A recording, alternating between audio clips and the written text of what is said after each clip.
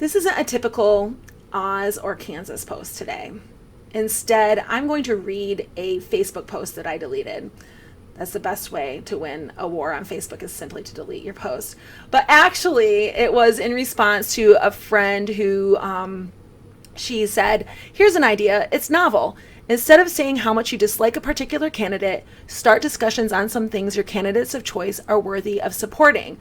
And so after hunting and pecking for like an hour and a half at midnight, I posted what I'm about to read.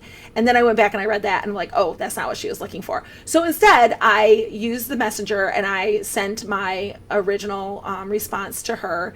And this is the response I got back from her in Messenger. Although my post was to get people to start supporting their candidate instead of trashing the other with why you don't like them and shallow memes, I didn't think it was going to be a board for people to actually post.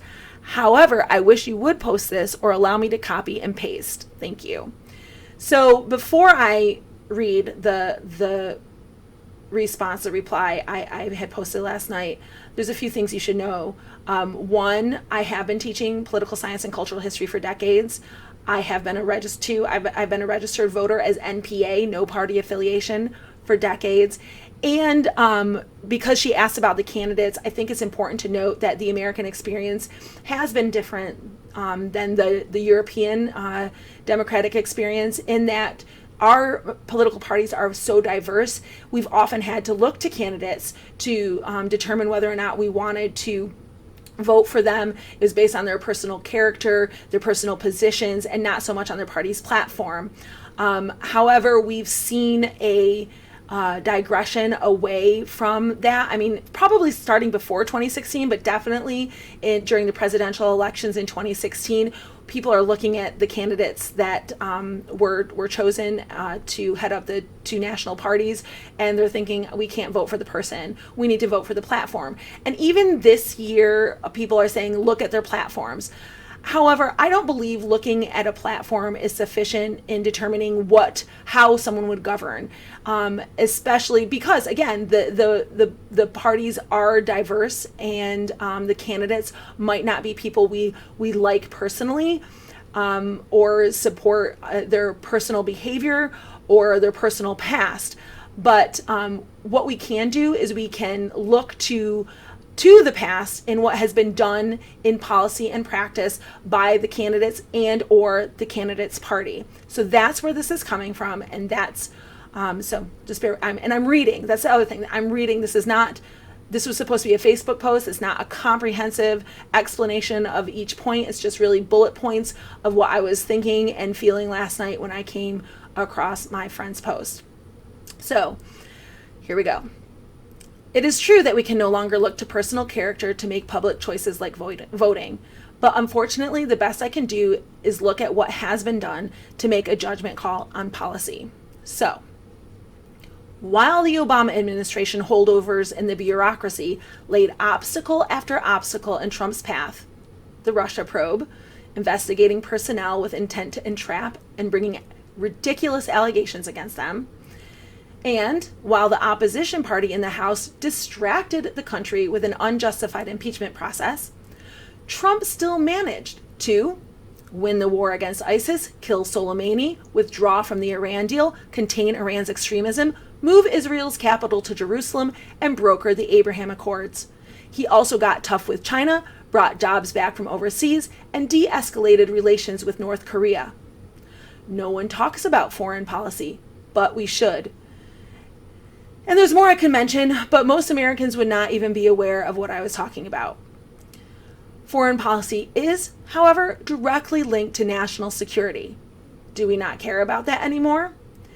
And before society lost their mind to COVID-19, Trump managed to turn the economy around and reduce unemployment to the best levels in decades for all demographics.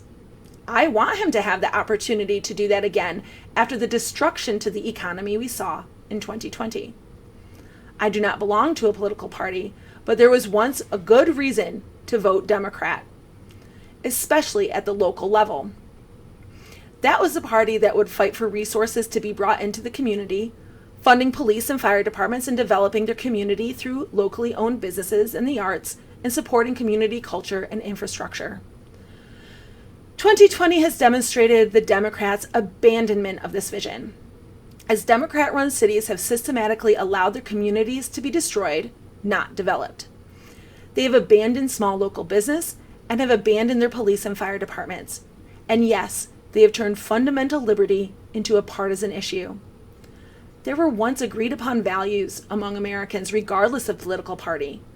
Now, the Democratic Party is the pro-death party, believing abortion up to the day of birth is justified and not infanticide. They are the anti-police party, the anti-free thinking party. They have embraced and not denounced the far-left Marxist ideology that wants to rewrite history, turning America into the enemy, and who want to eliminate the free market. The Democrats have abandoned American values of equality of opportunity, freedom of assembly, and the rights to life, liberty, and the pursuit of happiness, in favor of a fabricated narrative of diversity and unity. This narrative they embrace instead further divides us. So, as someone without a political party, who am I to vote for? I am a freedom-loving Christian who has watched fear replace faith and friendship, and government take away the most fundamental of freedoms in 2020. I don't need a government parent telling me what to do, punishing non-compliance, and handing out an allowance for good behavior. I am an adult. I believe in individual responsibility, care for the community, loving my neighbor, and the free market. The Democratic Party has abandoned its most crucial constituents, from inner cities to Jewish Americans to participants and supporters of the arts to government employees. They are throwing the post office and police departments under the bus. So do you think they will hesitate to blame and not support public utilities if something goes wrong with the water supply or electric grid? Not to mention they've abandoned local businesses, those concerned with education, and believers in God. Who is left to vote for Democrats? Leftist Marxists, those who otherwise profit from the chaos and division, children who need parental guidance in every area of their lives, or maybe who are just looking for that allowance, and those who haven't opened up their eyes to see that the party has changed beyond recognition.